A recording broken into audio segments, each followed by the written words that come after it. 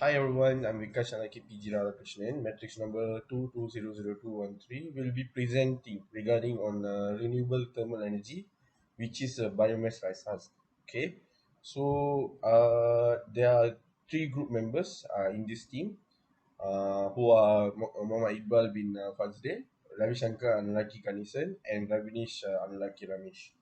So, special thanks to our lecturer, IR Dr. Abdul Rahim bin Matsarif, to help and guide us throughout this project. So, moving on to the first slide. So, starting with the introduction and literature review for biomass, especially rice husk, is a renewable energy source which can be converted into electricity, heat, and fuel. The use of rice husk dates back to the 18th century in Asia, which is where it was traditionally used for cooking and heating. In recent years, there is increasing interest in using rice husk as a source of energy due to its evidence and need for sustainable energy source. Rice husk is a byproduct of rice milling and is readily available in rice growing regions. Process to convert rice husk into energy, which first is direct combustion, simple and most common method, but it is has a low efficiency and high emissions. For the second one is gasification and pyrolysis, more efficient and produce less emissions, but they are more complex and expensive. Okay, so moving on to the second slide. There are several aspects of literature review for rice husk to be looked upon. First is composition and properties of rice husk, such as heating value, ash content, and volatile matter. Second is current technology to convert rice husk into energy, which includes direct combustion, gasification, and pyrolysis. And then for the third one is economic and environmental impact of using rice husk as a source of energy, which includes the analysis of costs and benefits. For the last one is potential and availability of using rice husk for future growth and development, which includes the current and future market trends as well as the potential for innovation and new technology. So that's all from me. The next slide will be continued by Ravinish. Thank you. A very good day to all, and I am Ravinesh Anlaki Ramesh 2200157, and I am going to present about the types of rice husk. Totally, there are two types of rice husk. The first type is the rice husk ash, which is a byproduct of combustion of rice husk in a power plants or boilers.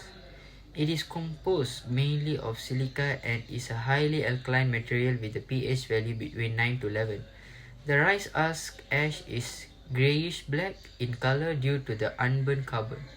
At burning temperatures of 550 to 800 degrees Celsius, amorphous silica is formed while crystalline silica is produced at high temperature. The second type is rice husk pellets, which is a type of fuel made by the compacting rice husk into small and dense pellets. It is also a popular fuel for residential and commercial heating system as well as for use in power plants and boilers. It is more energy dense and than raw rice husk and also easier to handle and store. The rice husk pellets exhibited the lower calorific and highest ash content, while the pellets made from the mixtures obtain the highest calorific power and a reduced amount of ashes. That's all from me. Thank you. Hi everyone, my name is Ravi Shankar Nalaki Ganesan, matrix number 2200159. So today I'm going to talk about the working principle of the system of biomass rice husk. Okay, so the working principle involves the conversion of chemical energy, which is stored in the rice husk, okay, into useful forms of energy such as heat energy or electrical energy. Okay, the process is achieved by combustion, okay, where the rice husk is burned in the presence of oxygen, okay, thereby releasing heat energy and also produces steams or hot gases. Okay, the mathematical theory behind this process is based on the first and second law of thermodynamics. okay, which determines the behavior of energy and heat in a system. Okay, so the first law of thermodynamics, which is also known as the law of conservation of energy, states that energy cannot be created or destroyed, okay, and can only be converted from one form to another. Okay, in this case, the chemical energy which is stored in the rice husk is converted to heat energy through combustion.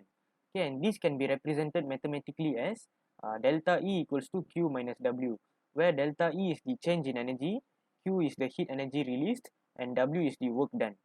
Okay, so now for the second law of thermodynamics, which is also known as the law of entropy, it states that in any energy transfer or conversion, okay, some of the energy will inevitably be wasted, okay, often in the form of heat.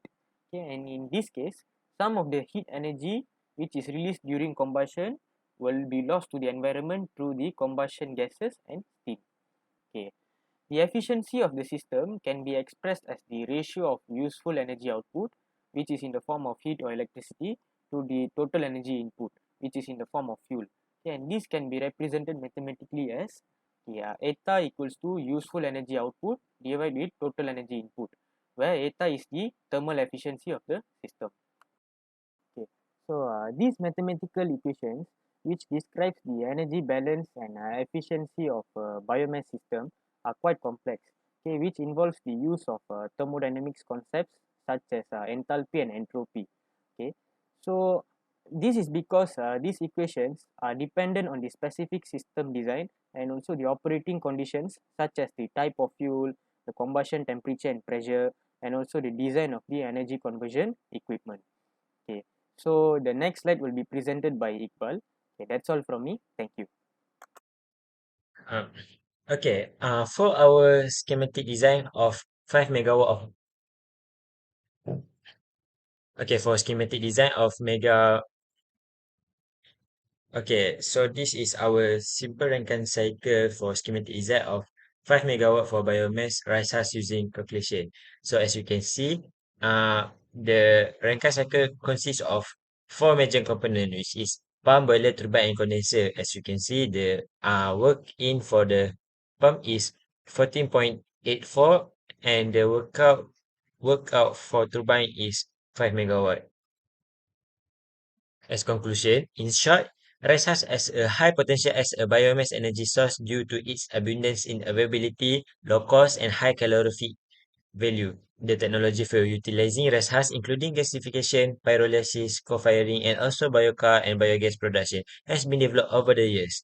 The future of utilizing rice husk as a biomass energy source is promising as it can reduce the reliance on fossil fuel and decrease the greenhouse gas emission, where it also has the potential to create new jobs and income for the local communities.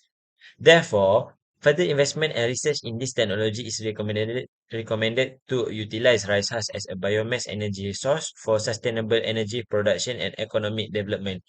In addition, further research into other potential uses for rice husk is also recommended, such as the production of biochar as a feedstock for biogas production. Based on the current research and development trends, it seems likely that Malaysia will continue to explore and invest in the technology to maximize the use of rice husk as a biomass energy source. Overall, the future of utilizing rice husk as a biomass energy source in Malaysia looks promising. That's all from us. Thank you.